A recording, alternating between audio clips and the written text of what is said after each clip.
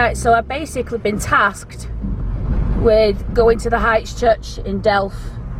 Now I've been told that it's a fascinating place, very old. I know that the church itself was built in the mid 1700s, and we've got some unusual tales to tell, things that have happened. You're on my tripod in the car, that's why you're a bit shaky. But yeah, we've just arrived at your destination. Oh, we're here apparently. No, we're not. Yeah, we've just driven up this road that basically if you get caught with another car, you're snookered. So we're here. See that expert hill start then? Heights Church. Just need to find somewhere reasonable to park now, and we'll go in. Right, we actually nearly ended up in Yorkshire. We missed the turn off and we're too busy gabbing. But this is the gate to go in. Look at this beautiful post. Stunning. We're in. Well, I think it's a safe assumption that this is an original gate, handmade by a blacksmith in the area. It's really, really, really, really heavy. It's beautiful though, well maintained. And straight away, when you get in, you've got John Garside of Delph, son of the said John and Mary Garside. There's an unusual tale. Now we're guessing it's one of these two graves. So there's a lady called Jean Senior who used to look after the place. Back in 2010, she came into churchyard and had the shock of her life. She thought that one of these tombs was open. And there was a fella asleep inside with a cloak on. Turns out he was a local tramp. But he made the Manchester Evening News. Some of these graves.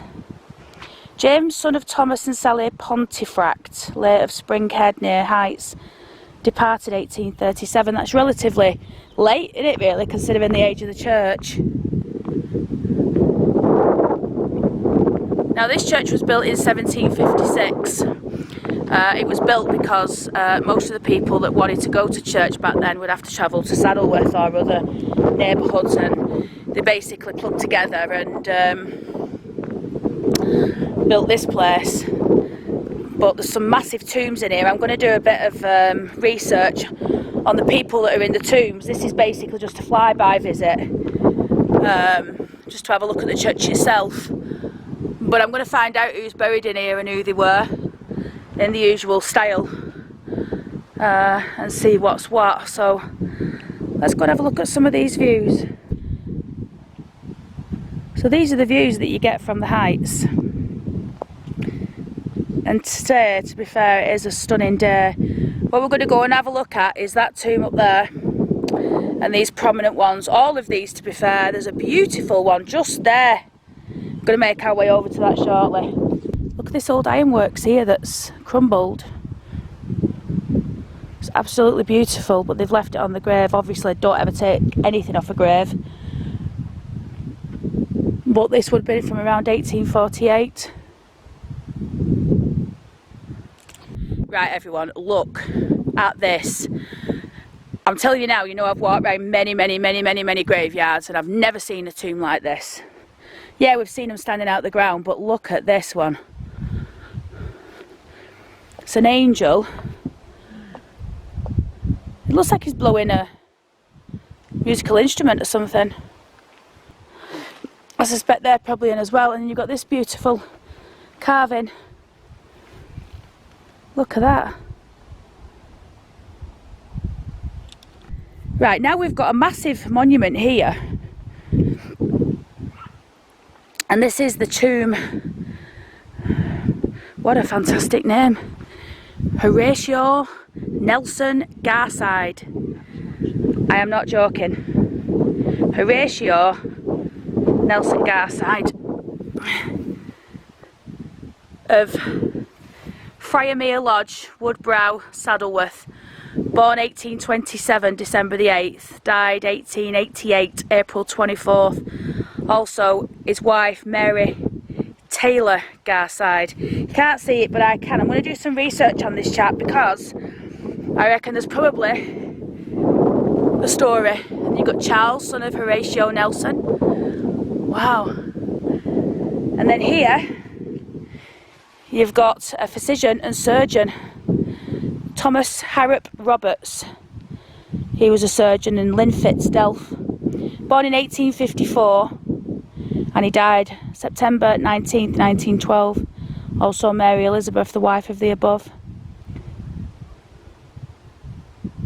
There's some wonderful stones up here, and some absolutely breathtaking views. Let's have a look at this one down here. And then here we've got the grave of John Lewis Byron.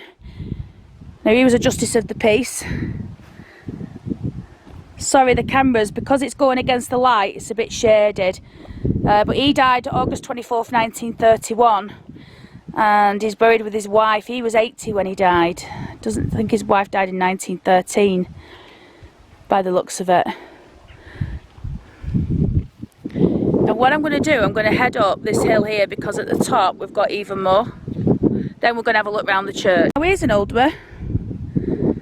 It's all Oldham, Delph Oldham, but this is James Edward, son of George and Sarah Wilcock of Watershed Inns. Now, James died September the 11th, sorry, 7th of September 1911.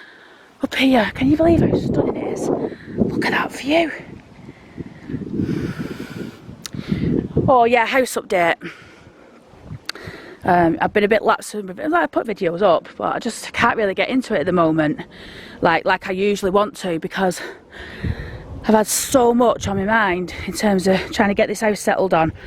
But what we're aiming for now is exchanging contracts by Friday this week, so that would be the 20th, is it? 19th? And then confirming everything the week after, so I can move on the Saturday.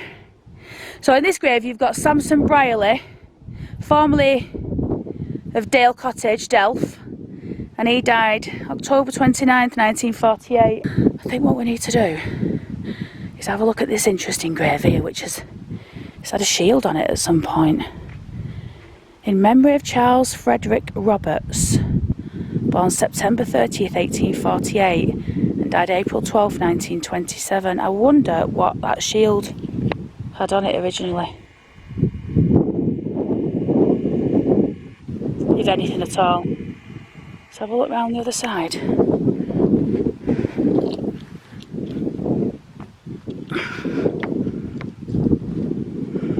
Yeah, I don't know if you've seen that film, The Parole Officer, but Steve Coogan did some filming here as well at one point. So on this other side we've got another shield. Oh, I'm trying to get down. Yes, on this side we've got another shield, and this is Sarah Harrop, wife of Frederick. She was born November 1820 and died in 1870. But there is no shield, it's just a cross with a shield on either side. I want to make my way down to the church. I'm going to have a look at that. So what I'll do from this vid, as usual, I just wanted to come up here and see who was here, and then I'm going to do my research. I'm going to stick in bits and pieces that I can find, but I've got a feeling that most of these people are going to take a little bit more research. Maybe, maybe not. See who we can find anywhere. Bloody hellfire. It's a nightmare trying to get back down. You alright still? So let's go and have a look at the church. It's got an outbuilding to the side there.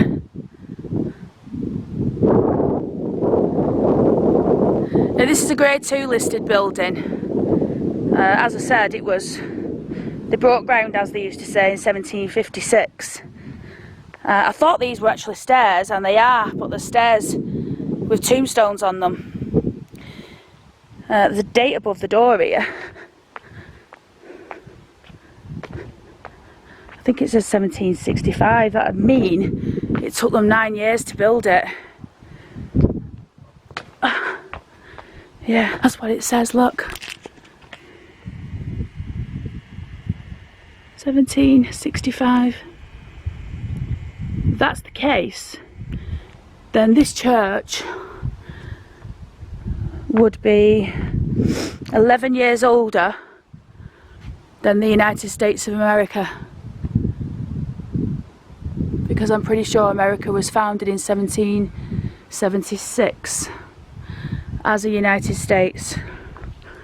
You know how I like to point out not strange, but gruesome poems on graves? This one reads, now this is the grave of Ruth, daughter of James and Mary, of Greenacres Moor near Oldham. And the poem says, a loving wife and mother dear, a faithful friend lies buried here. Deaf little warning to her gave, but quickly called her to her grave. Friggin' hell. It's made me poorly, that. That's the I reckon that's the tomb there, where that fella were hiding. Well, it's sort of, look there, it's all punched in. Ah, might be the entrance to the church. Yeah, it's all punched in. That's where that fella was asleep. That woman nearly had a heart attack. Be interesting to see if that lady remembers that, or even if she watches this video. I'll be absolutely delighted to hear her story on that one. Let's have a look down here. So yeah, the church, like I said, bit of a flying visit. To be perfectly honest, I mean, it is what it is. There's a thing on the wall here. Heights Chapel, St Thomas Old Church, Friarmere. The church is maintained by a redundant church fund, St Andrew by the Wardrobe, Queen Victoria Street, London, with monies provided by Parliament, by the Church of England and by the gifts of the public. Though no longer required for regular worship, it remains consecrated to the service of God. Please respect it accordingly. Please please see separate notice. Right, where's that separate notice? I want the key. Not now, but...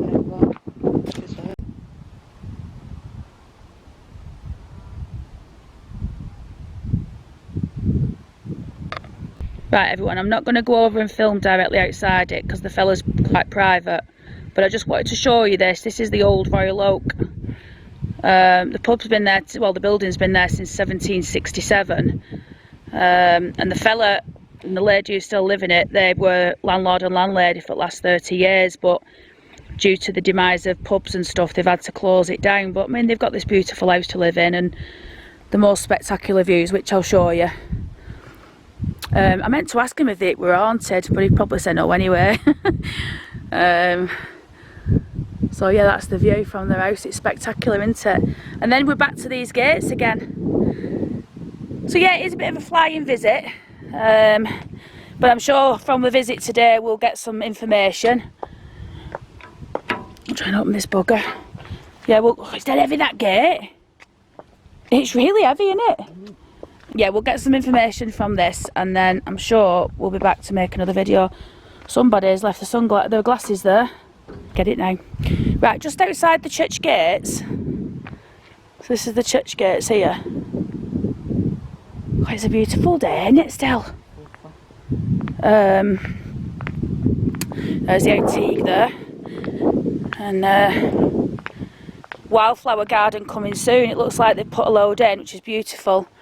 And there's an old phone box, so I'm going to go in it and see if it stinks of pee. Because, still usually stink of pee, don't they? No, it don't stink of pee. But an old traditional British phone box. And that's where the phone would have been, and the directory thing there.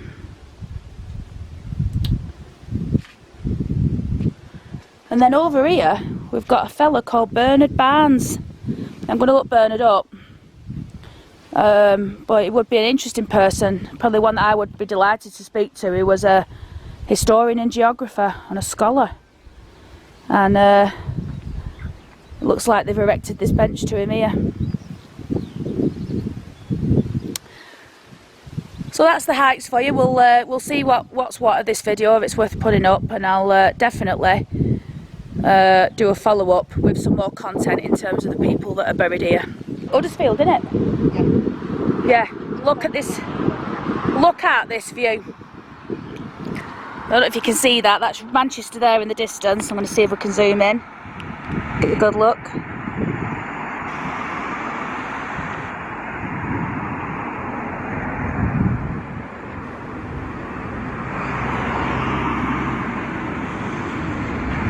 You can see the smog. You can see the smog above the city.